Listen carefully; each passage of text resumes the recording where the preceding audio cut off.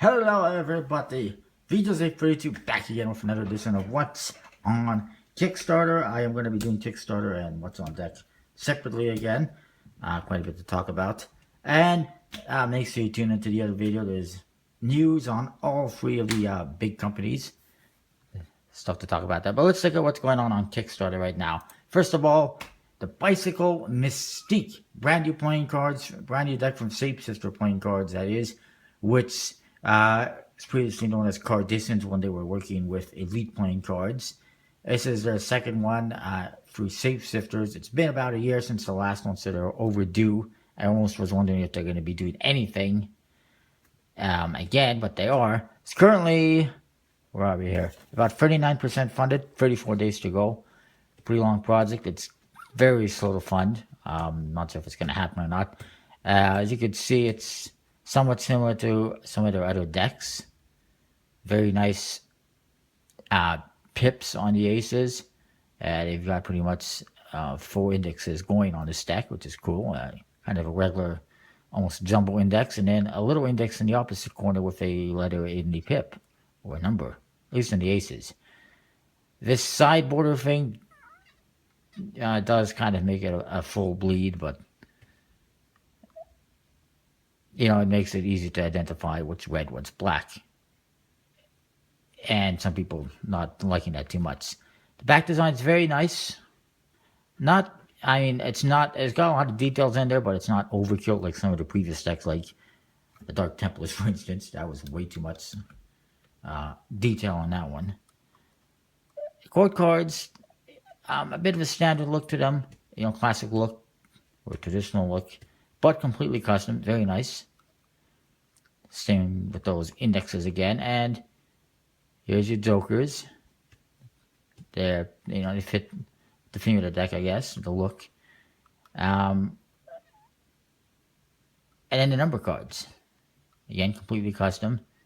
Look pretty good. There's a stretch goal. Stretch goals, not just stretch goals. If they hit 13,000 pounds, 10,000 pounds is the funding goal. 13,000 pounds, there will be a limited edition seal. 20,000 pounds, there will be printing on the inside of the tuck case. 30,000 pounds, getting very ambitious here with these goals. The tuck will be embossed, and 40,000 pounds, the limited edition tuck will be released with 1,000 only. 50,000 pounds, there will be gold foil accents. Don't seem like they're really unreachable and excessively expensive. Obviously, USB-C printing. Apparently, fulfillment will be handled from within the U.S. by a fulfillment company.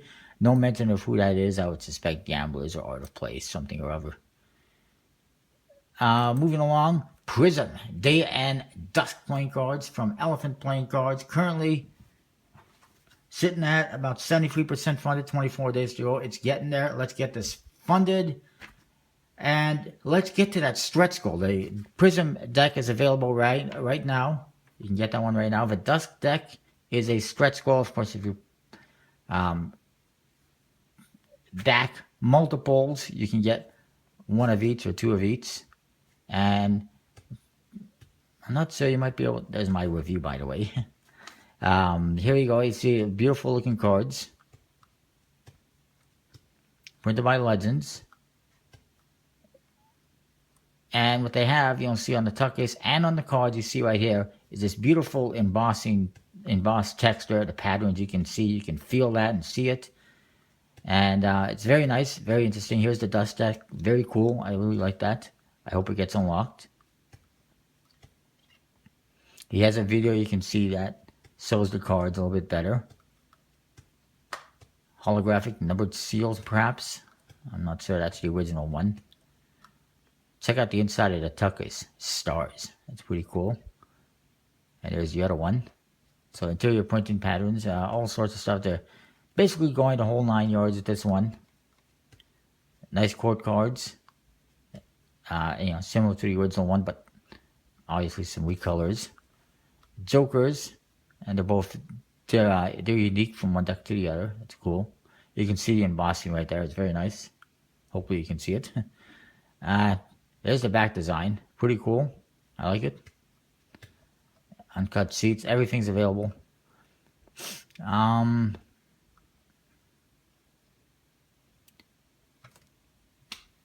$20,000, you don't get interior printing. $25,000 is the Dusk deck unlock and also prototypes and a secret stretch goal. And then there'll be numbered holographic seals and all decks and some mystery stretch goal, which they probably won't achieve anyway.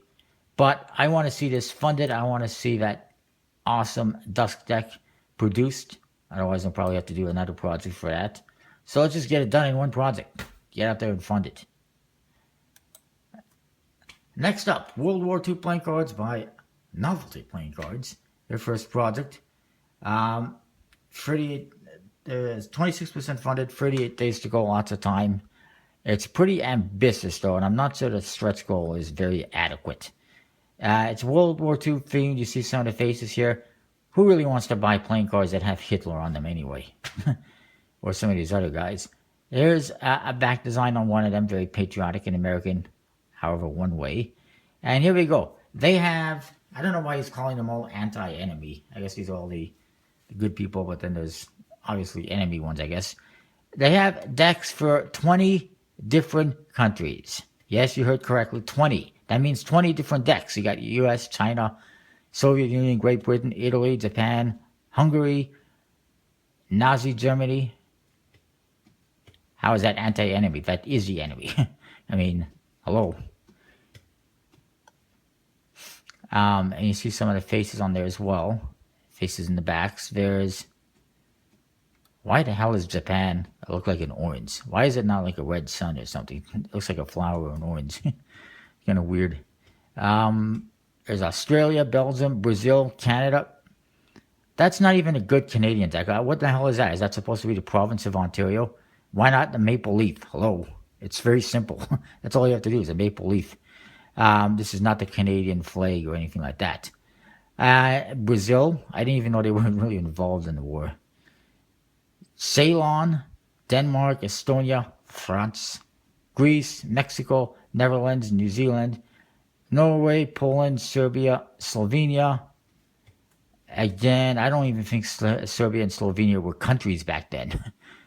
They were all part of, I mean, whatever. They were something else. And then there's more decks, combat and morale decks as well. Is this like different decks? Or is this different cards you're swinging? I don't get it. I don't know. It's way too many decks. $13 each. And apparently,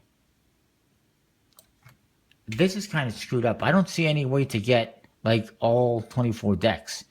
There's, oh, wait, here we go. $295, you get all 24 decks. I was wrong. I said 20, it's 24. 24 decks, $295. That's pretty expensive. I don't even want to know how much the shipping is for that. Outside of that, you can get a brick of this, a brick of that. You can't get like a mixed brick from what I can tell. I don't know. It's excessive. It's overly ambitious. $500 is not going to cover 24 decks being produced. Not even anywhere near close to that. So let's move on. I would avoid that one probably. Next up, Cocktail Hour playing cards from Sarah Farone. It is 39% funded, 24 days to go. All the decks this week kind of struggling, unfortunately. This one is a very nice deck to be produced by Legends. You see, I showed this one a little bit last week, I think. You see Ace of Spades, court cards and number cards. Very interesting, completely custom.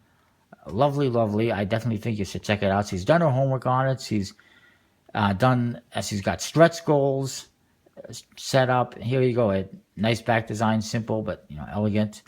Look at this. You can get 4 bricks for $375. Why not? I'm not going to do that, but you can go. There's stretch goals for copper foil and then for embossing, which are reasonable and whatnot. And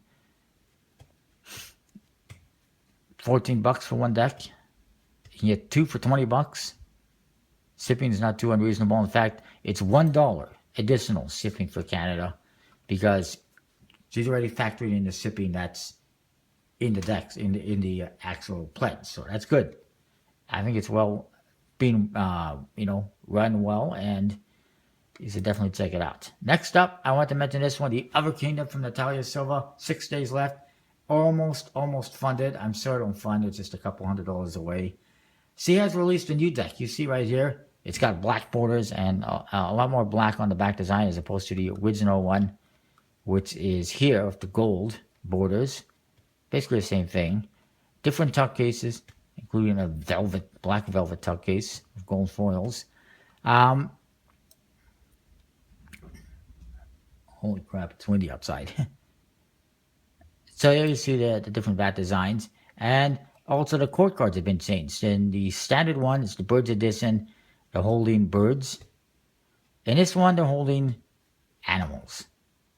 But it's the same thing. It's just a minor modification. It's only going to cost you like $36. I mean, it's a little more reasonable than the last decks he did, which was the Russian special edition. There was that limited edition one, but that one I think it might have been more limited, only like 50 or something being produced, and it was completely custom and different. This one, just minor changes to the court cards, and it's got a black border instead of a gold border, and I just think it's cash grab. I mean, I have to question whether or not this would have funded if it wasn't for this overpriced limited edition rare deck. I really wish people would stop backing stuff like that because it just hurts the overall collecting and whatnot, because now everything is limited edition and whatnot, and it's just, I don't know. I mean, it's fine to some extent, but when people are just producing limited edition decks just so they can say, there's a limited edition deck here, it's super rare, come get it, and they can make extra money with it, it's getting ridiculous and out of hand. Moving along though, Sisterhood of Blood from Crips later. It's almost there, 8 days left. It's about 74% funded, 75, almost 75% funded. Let's get this one funded, get out there, pledge for it. Just over a week left. It's an awesome deck of cards with a vampire theme. And it's all women on the court cards. Can't go wrong with that. And there you go. And a very nice, highly detailed back design. Moving along, Don Quixote playing cards. I hope I'm pronouncing that correctly. There's a new deck available, the Hidalgo deck. It was unlocked. This one has 3 days left. It's well funded. The Hidalgo deck, as you'll see right here, the regular one has a white tuck case, and the Hidalgo has a black tuck case. And in the cards, it's kind of reverse. The Don Quixote deck has black faces, with black backs. This other one, right here, or where is it? There you go. It has white faces. It's more or less the same faces, if not the same. Just that they're white as opposed to the other one, which is black. And you can see the back design is white and gold, which looks really nice. I don't see any issues with this one. I definitely think you should check it out if you like it. Let's move on. And that one was from Cellar Window, who previously did the Fuego playing cards. Next up, this one just launched today. Game of Thrones playing cards painted in watercolor. Copyright issues. Hello. I don't know why this guy, Matt Gibson, first project created, thinks he's going to be able to get this one done. He's already $1,100 out of $1,100 New Zealand, almost $1,200 New Zealand out of a $15,000 goal. So that's a few percent funded. Earlier when I checked, he was at 4%. It might be around the same amount, maybe 5%, 10%. I don't know what it is right now. No, it wouldn't be 10%. 6 or 7% funded, I guess. I know, I'm just trying to figure it out in my head. But quite frankly, it is a copyright trademark issue. I don't think that HBO is going to allow somebody to produce a Game of Thrones deck of cards on Kickstarter, not to mention use the names and images of the characters from the TV show. If they wanted to produce a deck of cards, they would, and they have. You can get Game of Thrones decks out there online. This is the back design. It is absolutely ugly. I don't even know what the hell that is, or supposed to be. It looks like a bunch of swords, I guess. I don't watch Game of Thrones. I'm guilty. I don't watch Game of Thrones. I've never have. I'm not really interested. But the back design is a horrible one-way back design. It's not very attractive. The quote cards, they look like they're photoshopped. No idea who's producing it, though it is $15,000 New Zealand gold. And I think it's just a matter of time before it gets shut down. But I'll keep you posted on that. Next up, Boone and Eban, playing cards from Noir Arts and Noah Whippy. The faces, here's the cards. Well funded already, 20 days to go. I should have mentioned a Game of Thrones has 29 days to go, but probably a lot less than that until it gets shut down. This one, as you can see, Boone and Eban, which is kind of ebony. Same, it's the same, it's kind of like a reverse spelling of Boone for Eban. It's pretty interesting. I've not really too fond of this one. Just the artwork is pretty strange, as you can see. It's very interesting, completely custom. I'm not a huge fan of the back design. It's fine. It's lots of details, yet somewhat simple. And then the court cards and everything, again, lots of details, maybe too much, not enough color. I don't know, just things kind of blend together maybe. And then the other one, the Eban, is a gray version. I would have preferred maybe black as a contrast to the white, but it kind of works. And you can see the purple artwork, the details. They're interesting. If you like it, definitely check it out. You're gonna, get a decent product. Looks like there's printing on the interior. If you're not familiar with Noah Whippy, I don't blame you. He hasn't been around too much in the card community. Previously, he had a deck that he did a couple of years back. It was called the Bicycle Coffin Fodder, which you can find a review on my channel. I think that was released through Diavoli, back when Diavoli was a thing, before he pissed off people. It was an interesting deck, but he hasn't done anything else. He does have another bicycle branded deck in the works. I forget the name of that one. I'll keep you posted if that one comes out or not. But yeah, I mean, it's an okay deck if you like it. I'm just not feeling it too much myself. Next up, a deck that is 100% not standard. It is the Guru Ganjifa, playing cards by Sunis Chaba. It is not going to fund. It is 3% funded or so with 29 days to go. They have a massive $35,000 Australian goal. And on top of that, check out the prices down here. $49 Australian for one deck. That's about $35 US. That'll be about $49 for me as well. Maybe $45, I don't know. I'm definitely not interested. Aside from that, it's completely non-standard. It's going to be made by expert playing cards, apparently. As you can see, the cards are rounded cards, circular. There's non-standard suits and court cards and cards in general. Not even sure what the bat design is. But it's based on a historic deck. So, I mean, it's pretty interesting. And if you're into collecting, and you might be interested.